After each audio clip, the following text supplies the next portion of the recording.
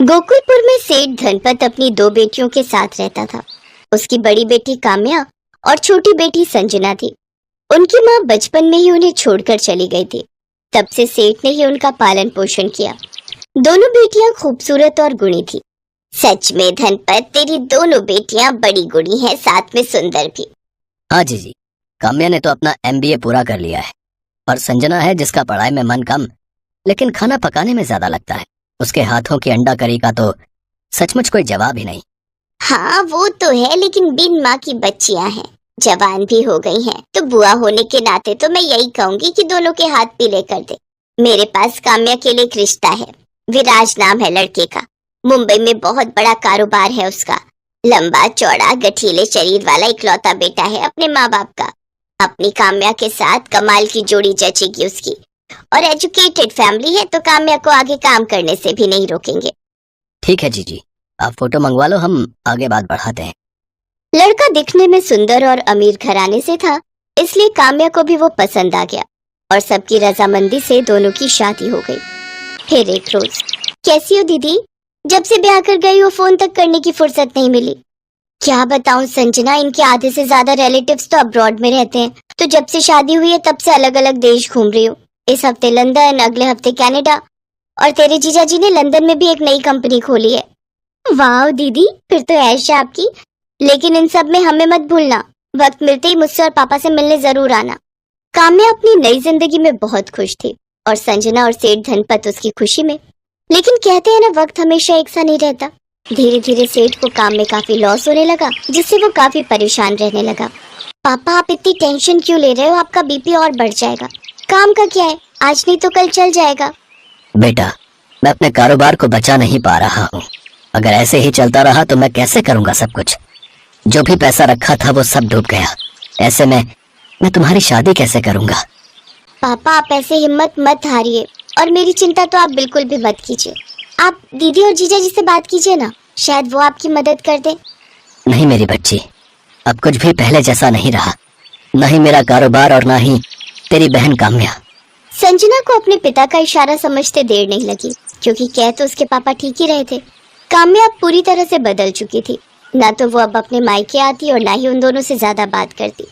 एक रोज धनपत की तबीयत कुछ ठीक नहीं थी। ये देख संजना ने काम्या को फोन किया। दीदी कैसे हो? ठीक हूँ, लेकिन लगता है तेरा दिमाग खराब है, जो 10 बार फोन काटने पर भी तू लगातार फोन किए जा रही है।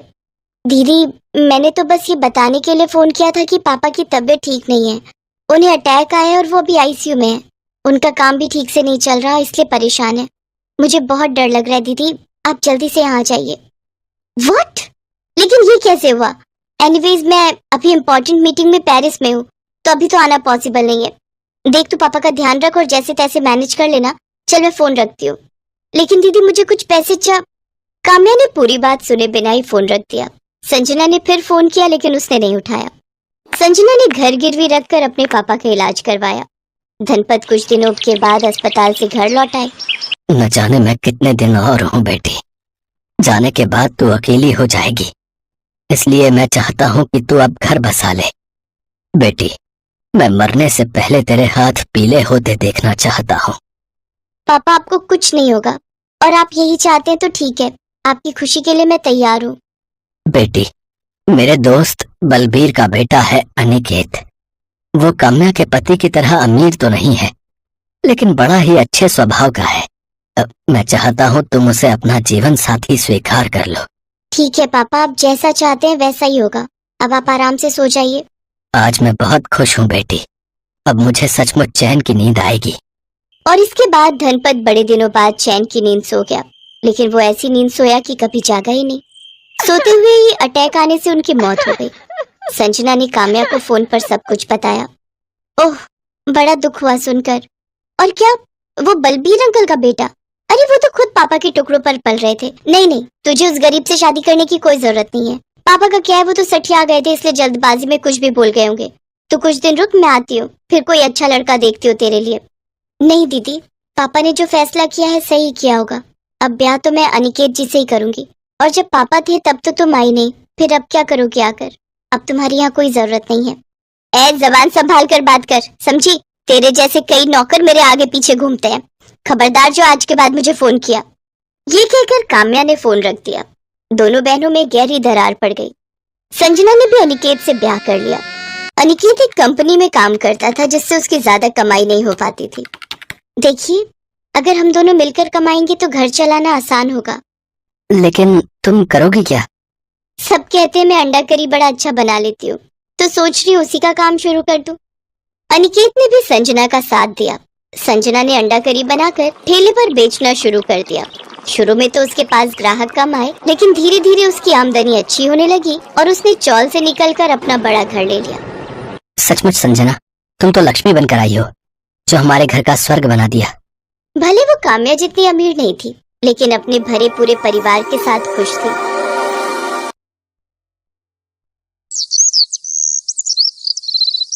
कहते हैं बहनों के बीच में प्यार का अटूट रिश्ता होता है, लेकिन ये कलयुग है और कलयुग में तो प्यार पैसा देखकर ही किया जाता है। ऐसे ही गांव में एक गरीब किसान के घर 3 बेटियां पैदा हुई थी। किसान ने तीनों का नाम रितु, राखी और रीना रखा था। लेकिन तीनों बेटियां जब 18 साल की हो गईं, तब वो किसान और उसकी पत्नी एक एक्सीडेंट में मारे गए। तीनों बेटियां अनाथ हो गईं। अब इस दुनिया में हमारा कोई नहीं है। पिताजी हमारे लिए कितनी मेहनत करते थे, अब हमें कौन खाना खिलाएगा, हम क्या करें? तीनों एक दूसरे को पकड़कर रोने लगे। फिर 2 दिनों के बाद रितु ने कहा, राखी, रीना, हमें शादी कर लेनी चाहिए, तभी हमें इस गरीबी से मुक्ति मिलेगी। लेकिन हमसे शादी करेगा कौन? हम तो दहेज भी नहीं दे सकते। तो क्या हुआ, आजकल के लड़के लड़की देखते ही फिदा हो जाते हैं। बस अमीर लड़कों को प्यार के जाल में फंसाकर शादी कर लो, बात खत्म। लेकिन रीना को ये बात पसंद नहीं आई। उसने कहा, नहीं नहीं, किसी और के भरोसे क्यों रहना है, हम खुद करेंगे कुछ। तो पागल है क्या रीना? कुछ करने में सालों लग जाएंगे, शादी करने से सब कुछ बना बनाया मिल जाएगा। लेकिन रीना इस बात को मानने के लिए तैयार नहीं थी। रितु और राखी अपने लिए लड़के ढूंढने लगे और रीना कॉलेज की पढ़ाई खत्म करने में लग गई। रितु और राखी ने कॉलेज छोड़ दिया। सोशल मीडिया के जरिए वो दोनों 2 अमीर लड़कों से मिले, सुहास और आकाश। दोनों एक ही अमीर बाप के बिगड़े हुए बेटे थे। रितु और राखी ने उन दोनों को अपने प्यार के जाल में फंसा लिया और कुछ ही दिनों के अंदर उन लोगों ने शादी भी कर ली। ससुराल जाने के बाद रितु और राखी के होश उड़ गए। अरे यार, कितना बड़ा घर है, कितने सारे फर्नीचर है। मैं तो हमेशा से यही सब चाहती थी। दीदी, यहाँ नौकर लोग भी हैं, हमें काम भी नहीं करना पड़ेगा। बहुत मजा आएगा यहाँ पर। अब पूरी जिंदगी आराम से बीत जाएगी। आपका आइडिया मस्त था दीदी। हाँ, मुझे पता है, वो रीना पागल है, अकेले उस गरीब खाने में पड़ी हुई है। रहने दो उसे, पूरी जिंदगी भर वो गरीब ही रहेगी। वो दोनों अपने पतियों के साथ खाना खाने बैठ गए। खाने में चिकन, मटन, पनीर सब कुछ था। रितु और राखी ने पेट भरकर खाना खाया। उधर गरीब झोपड़ी में रीना चावल में पानी मिलाकर खा रही थी। घर में वो बिल्कुल अकेली थी। उसकी आंखों से आंसू टपक रहे थे। आज पहली बार मैं इस घर में अकेली हूँ। पता नहीं वो दोनों अभी क्या कर रहे होंगे। हे भगवान, वो दोनों बस खुश रहे। खाना खाने के बाद वो पढ़ाई करने बैठ गई। अगले दिन वो कॉलेज गई। प्रिंसिपल ने उससे कहा, रीना, तुमने 2 महीने से कॉलेज की फीस नहीं भरी, कब भरोगे पैसे? माफ कर दीजिए सर, मेरे माता पिता का देहांत हो चुका है, इसीलिए नहीं भर पाई। ये सब बोलकर कोई फायदा नहीं होगा। फीस भरो, नहीं तो निकल जाओ इस कॉलेज से। प्रिंसिपल ने रीना को धक्के मारकर कॉलेज से निकाल दिया। रीना को बहुत दुख हुआ। हे भगवान, मैं तो पढ़ाई करके अपना करियर बनाना चाहती थी। क्या इस दुनिया में पैसा ही सब कुछ है? रीना काम ढूंढने लगी, लेकिन किसी ने उसे काम नहीं दिया। अगले दिन सुबह रीना जब घर का काम कर रही थी, तब उसके घर के बाहर एक गाड़ी आकर रुकी। गाड़ी में से रितु और राखी बाहर आई। अरे दीदी, आओ आओ, मुझे लगा कि आप लोग इस घर में कभी नहीं आओगे। नहीं नहीं, हमें तो आना ही था, हमें देखना था कि तू किस हालत में है। हाँ हाँ, तूने हमारी बात नहीं मानी। हम देख कितनी बड़ी गाड़ी में घूम रहे हैं। अच्छी बात है दीदी, लेकिन मुझे खुद से कुछ करना है, पति के पैसों से ऐश नहीं करनी है। तू खुद कुछ नहीं कर पाएगी। वैसे कॉलेज नहीं गई आज? वो कॉलेज की फीस नहीं दे पाई ना, इसीलिए कॉलेज से मुझे निकाल दिया। यही होना था। अब कर ले तुझे जो करना है, हम तो पति के पैसों पर ही ऐश करेंगे। वो दोनों गाड़ी में बैठकर चले गए। रीना को अपना पेट पालना था, लेकिन उसके पास ज्यादा पैसे नहीं थे। रीना के पास जितने भी पैसे थे, उन पैसों से रीना ने चावल और राजमा खरीदा और बाजार में राजमा चावल बेचने लगी। राजमा चावल खा लो, राजमा चावल खा लो, स्वादिष्ट राजमा चावल। 2 महीने बीत गए। रीना राजमा चावल बेचकर अपना पेट पालने लगी और घर लौटकर पढ़ाई करती रही। एक दिन रीना शाम को घर आई और पढ़ाई करने बैठ गई। तभी बिजली चली गई। पूरे घर में अंधेरा छा गया। अरे, आसपास के घरों में तो बिजली है, यहाँ बिजली क्यों चली गई? तभी रीना को याद आया कि 2 महीने से बिजली का बिल भी नहीं भर पाई है वो। लेकिन रीना को पढ़ाई करनी थी। घर में एक मोमबत्ती तक नहीं थी। अंधेरे में पढ़ाई कैसे करूं? पढ़ाई नहीं करूंगी तो मुझे नौकरी भी नहीं मिलेगी। बहुत सोचने के बाद रीना को दुर्गा माँ की याद आई। गांव में दुर्गा माँ का एक मंदिर था। मंदिर तो छोटा सा था, लेकिन मंदिर में हमेशा एक बल्ब जलता रहता था। रीना किताबें लेकर मंदिर चली गई। दुर्गा माँ की मूर्ति के सामने बैठकर बल्ब की रोशनी में वो पढ़ाई करने लगी और पढ़ाई करते करते रीना वहीं सो गई। सुबह उसकी नींद खुली तो उसने देखा मंदिर का पुजारी वहाँ बैठकर पूजा कर रहे हैं। पुजारी जी, आप कब आए? थोड़ी देर पहले आया हूँ बेटी। तुम सो रही थी, इसीलिए मैंने तुम्हें नहीं जगाया। लेकिन तुम यहाँ किताबें लेकर पढ़ाई क्यों कर रही हो बेटी? रीना ने उनसे सब कुछ कहा। पुजारी ने सब कुछ सुना और रीना से कहा, ठीक है बेटी, अब से तुम मंदिर में ही रहकर पढ़ सकती हो। यहाँ मैं तुम्हारे पढ़ने और खाने का इंतजाम कर दूंगा। तुम बस पढ़ाई करो और दुर्गा माँ को मन ही मन बुलाओ। दुर्गा माँ तुम्हें निराश नहीं करेंगी। रीना घर छोड़कर मंदिर में ही रहने लगी। उसने राजमा चावल बेचना छोड़ दिया और अपना पूरा वक्त पढ़ाई पर देने लगी। उधर उसकी दोनों बहनें ऐशो आराम से जिंदगी बिता रही थी। उन्हें किसी भी चीज की कमी नहीं थी।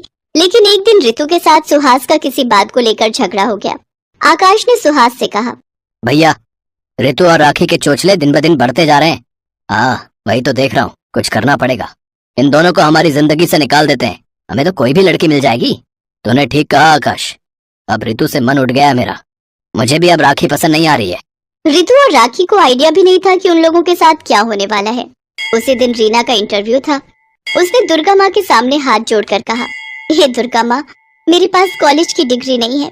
बस मुझे किसी भी तरह ये नौकरी मिल जाए, फिर मैं धूमधाम से आपकी पूजा करूंगी। रीना इंटरव्यू में गई। कंपनी के मालिक ने पूछा, तुम्हारे पास तो कॉलेज की डिग्री नहीं है। तुमने कॉलेज खत्म ही नहीं किया। तुम्हें हम ये नौकरी क्यों दे भाई?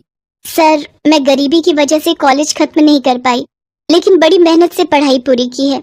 आप मुझसे कोई भी सवाल पूछ लीजिए। कंपनी के मालिक ने प्रश्न पूछा और रीना ने सभी का सही उत्तर दिया। उसे नौकरी मिल गई। उसकी आंखों से खुशी के आंसू टपकने लगे। उसने अपने दम पर गरीबी से मुक्ति पाली। उधर सुहास और आकाश ने 2 नई लड़कियों से शादी कर ली और उन्हें घर ले आए। रितु और राखी चौंक गए। सुहास और आकाश ने उन दोनों को घर से निकाल दिया। रितु और राखी रातों रात फिर से गरीब हो गए। वो दोनों रोते हुए अपने पुराने घर में लौट आए और देखा रीना पुराना घर तोड़कर नया घर बना रही है। अरे दीदी, आप दोनों, क्या बात है? तुझे नौकरी मिल गई बहन। हाँ, तू सही कहती थी बहन। खुद के दम पर ही अमीर होना चाहिए। हम गलत थे। कोई बात नहीं दीदी, अब हम तीनों एक साथ रहेंगे। आप दोनों पढ़ाई शुरू कर दीजिए, बाकी मैं देख लूंगी। तीनों एक साथ रहने लगे। रितु और राखी पढ़ाई करने लगी और उन दोनों को भी नौकरी मिल गई। तीनों ने मिलकर बड़े धूमधाम से दुर्गा माँ की पूजा की और इस तरह तीनों बहनें अमीर हो गईं।